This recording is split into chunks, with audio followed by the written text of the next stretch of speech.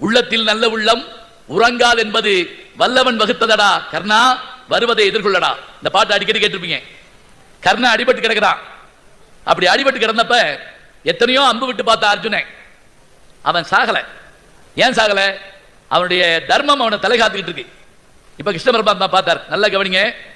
எல்லா உயிரையும் காப்பாற்ற வேண்டிய கிருஷ்ண பரமாத்மா ஒரு உயிரை வாங்குறதுக்காக போறாரு. அப்படியே போறாரு. தாய்க்கு நீ மகன் இல்லை, தம்பிக்கு அண்ணன் இல்லை, ஊர்படி ஏற்றாயடா கர்ணா, உண்படி ஏற்றடா. என்ன அர்த்தம்? ஒரு மனுஷனுக்கு மாதா பிதா குரு தெய்வம் 4 பேர் தான் அவனை முன்னுக்கு வர முடியும். இந்த 4 பேராலையும் கைவிடப்பட்ட ஒரே மனுஷன் யார் தெரியுமா? கர்ணன். பெத்தோடனே தூக்கி போட்டா குந்தி. சூரிய பகவான் அப்பா கவனிக்கவே இல்லை. வாத்தியாரு பரசுராமர் என்ன பண்ணாரு? படிச்ச பாடமெல்லாம் மறந்து போகும்ட்டாரு. கடைசியில கடவுளே வர்றாருங்க. எதுக்கு? அவரை காப்பாத்தவல்ல, உன் புண்ணியத்தை வாங்கிக்கிறேன்னு வர்றாரு. வந்தாரு. வந்தவர் அந்தன வடிவத்தில் வந்தாரு. வந்துட்டு கர்ணா உங்ககிட்ட கொடை கேட்டு வந்தேன் அப்படின்னா. போர்க்களத்தில் அடிபட்டு கிடக்கிறவன் கொடை கேட்க முடியுமா? உடனே அப்ப அவன் பார்த்துட்டு சரி தர்றேன், என்ன வேணும்? நீ செஞ்ச புண்ணியத்தெல்லாம் எனக்கு தரணும். சிரிச்சாங்க கர்ணன். நான் தரத்தக்கதை கேட்டவை, என்னால இப்ப தர முடியாத கேட்டேன். சரி நான் தர்றேன். எப்படி தரணும்? அப்படி என்ன பண்ணு?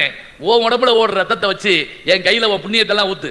அதே போல அந்த அம்பை புடுங்கி நான் செய்த புண்ணியம் அத்தனையும் இதுல வந்து சேருமாறு உனக்கு தருகிறேன். இதை நான் வகுப்புல பாடம் நடத்துறேங்க. ஒரு பையன் எந்திரிச்சு ஒரு கேள்வி கேட்டான், மறக்கவே முடியாது எனக்கு. என்ன கேட்டான் தெரியுமா? அவன் செஞ்ச புண்ணியத்தெல்லாம் கொடுத்துட்டான்ல, இப்போ ஒரு புண்ணியம் செஞ்சிருக்கான்ல, இப்ப கொடுத்தது இது வரைக்கும் செஞ்சது சரியா போச்சு, இப்போ ஒரு புண்ணியம் பண்ணிட்டானே, அப்ப கணக்குல ஏறுமே. அதுக்கு தான் இலக்கண ஆசிரியர்கள் என்ன பண்ணாங்க? செய் புண்ணியம் அப்படின்னாங்க. செய் புண்ணியம் என்ன தெரியுங்களா? வினை தொகைன்னு பேரு. செய்த, செய்கின்ற, செய்ய போகிற 3 காலத்துக்கும் பொருந்தும். அதனால அதுல ஒற்று போடக்கூடாது. ஒற்றுன்னு தெரியுமா? புள்ளி வச்சு எழுத்து வராது. உதாரணமா கல்யாண பத்திரிகை அடிக்கிறப்ப திருவளர் செல்வன் அடிக்கணுமா, திருவளர் செல்வன் அடிக்கணுமா? ஒரே ஒரு கேள்வி உங்ககிட்ட. திருவளர் செல்வன் வரணுமா, இச்சு வருமா வராதா? வராது. ரொம்ப நன்றியா சொன்னவர் எந்திரிங்களேன், நான் மகிழ்ச்சியா பாத்துக்கிறேன். வாழ்த்துக்கள், ஒரு கைதட்டி கொடுங்க. உண்மையா கரெக்டா சொல்லிட்டாரு. திருவளர் ஏன் வராது தெரியுங்களா? வளர்கின்ற, வளர போகிற, வளர்ந்து கொண்டிருக்கின்ற. இப்ப ஊறுகாய்னு போடுங்க, இக்கு போடுவீங்களா? அது வினை தொகை. ஊறுகாய் போடுவீங்களா? இப்ப அவன் செய் புண்ணியம்னா என்ன அர்த்தம் தெரியுங்களா? செய்த, செய்ய போகிற அத்தனை புண்ணியமும். அப்படி தார வார்த்தை கொடுத்தாங்க. இப்ப நல்லா கவனிக்க வேண்டிய ஒரு விஷயம் தெரிஞ்சுக்கங்க. அப்படி கொடுத்த உடனே இந்த உருவம் மாறி கிருஷ்ண பரமாத்மா மகாவிஷ்ணுவாக அவனுக்கு காட்சி கொடுத்தாருங்க. அப்ப அவன் பார்த்தான், ஒரு வார்த்தை சொன்னா, இந்த காட்சியை பார்க்கறதுக்கு சில பேர் செத்து வைகுண்டம் போறான், சில பேர் காட்டுல போய் உட்கார்ந்து தவம் பண்றான், சில பேர் நெருப்புல நிக்கிறான்.